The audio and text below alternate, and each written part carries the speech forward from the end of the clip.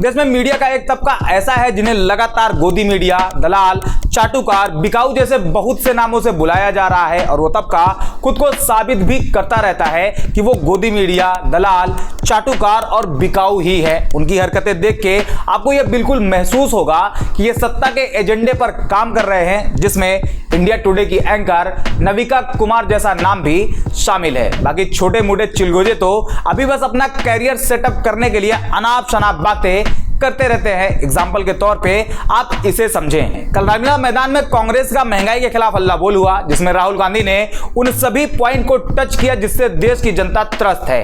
राहुल गांधी जब भाषण दे रहे थे तो उसमें उनकी जबान फिसली और आटे का रेट बताते हुए पर लीटर बोल दिया, जबकि बाद में राहुल ने उसे करेक्ट किया। हालांकि कांग्रेस के कुछ समर्थकों का कहना है कि यह एक स्ट्रेटेजी के तहत किया गया ताकि देश में महंगाई का मुद्दा उठे और राहुल की बात देश तक पहुंचे, जिसमें उन्हें कामयाबी मिल गई। जबकि मैं इस बात से एग्री नहीं करता, बल्कि जिस तरह से राहुल का फेस रिएक्शन और बाद में करेक्शन किया गया उसे देख के साफ जाहिर होता है कि वो बस जबान ही फिसली थी। लेकिन कांग्रेस समर्थकों का अपना तर्क, जबकि अगर बीजेपी की बात करें तो उन्हें एक अच्छा मसाला मिल गया राहुल गांधी को एक बार फिर से पप्पू साबित करने का। इससे पहले भी बता चुका हूं कि बीजेपी का सोशल मीडिया नेटवर्क इतना मजबूत है कि उसके आगे विपक्ष के सारे हथकंडे आज भी उसके आसपास भी नहीं आते।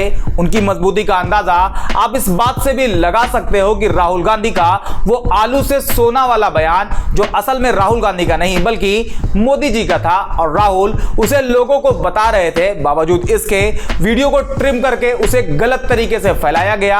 और आज हालत यह है कि देश के ज्यादातर लोग आज भी यही मानते हैं कि वो बयान राहुल गांधी ने दिया था। और यह बात फैलाने में बीजेपी आईटी सेल का सबसे बड़ा रोल है और वो एक दूसरे के विरोधी दल है, तो उनका ऐसा करना कोई बहुत बड़ी बात नहीं। और इस बार भी वही हुआ। राहुल गांधी की वीडियो को ट्रिम करके चलाया गया और देश की जनता ने उस पे मजे लिए, जबकि जबान का फिसलना आम बात है। इससे पहले भी बहुत से नेताओं की जबान फिसली है, जिसमें मैं कुछ आपको दिखाता हूं। सारे युवाओं को बताना चाहता हूं कि आप एक बार भारतीय जनता पार्टी की सरकार बना दो।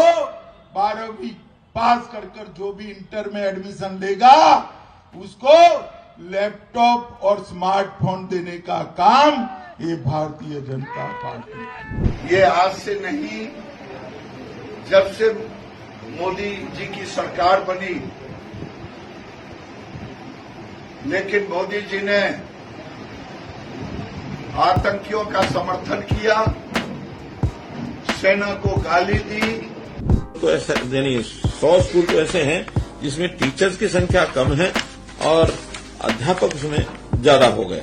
अभी आपने जो देखा वो सब जबान का फिसलना ही था, क्योंकि अमित शाह को भी पता है कि 12वीं के बाद इंटर नहीं होता और मनोहर खट्टर भी जानते हैं कि टीचर और अध्यापक दोनों एक ही चीज है। लेकिन जबान फिसली और उनका मजाक बन गया। इसी तरह राहुल गांधी के साथ भी हुआ।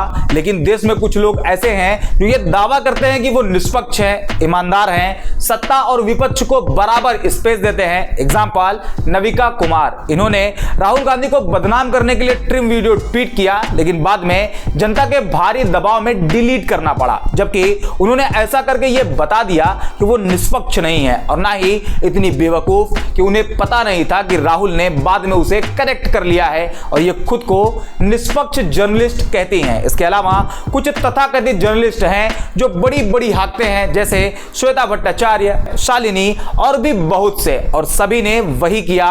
राहुल को पप्पू साबित करने में इनका बड़ा हाथ है, जो एक खास पॉलिटिकल पार्टी के एजेंडे को तूल देते हैं। इनका काम सिर्फ किसी एक पार्टी के लिए नहीं बल्कि इस देश के लिए भी खतरनाक है। इनका एक और कारनामा देखिए। अभी कल इंडिया पाकिस्तान का खेल था, लेकिन देश की मीडिया ने इसे खेल की जगह युद्ध बना दिया। इंडिया पाकिस्तान के मैच को खेल की तरह नहीं बल्कि एक युद्ध की तरह दिखाया गया, जबकि वो सिर्फ खेल है जिसमें कभी कोई तो कभी कोई जीतता है। लेकिन कल इंडिया हार गई और उसकी गाज अर्शदीप पर डाल दी गई। आप ये स्क्रीनशॉट देखिए। लोग अर्शदीप को खालिस्तानी, आतंकवादी जैसी बातें कहने लगे, और ये कहने वाले एक दो नहीं बल्कि बड़ी तादाद में है। और आज ये माहौल बनाने में मीडिया का बड़ा रोल है, क्योंकि मैच से पहले जिस तरह का हाइप क्रिएट किया जाता है ये उसी का रिएक्शन है जो अपने ही देश के अपने ही खिलाड़ी को कभी आतंकवादी, कभी पाकिस्तानी, तो कभी खालिस्तानी बना देता है। आप माने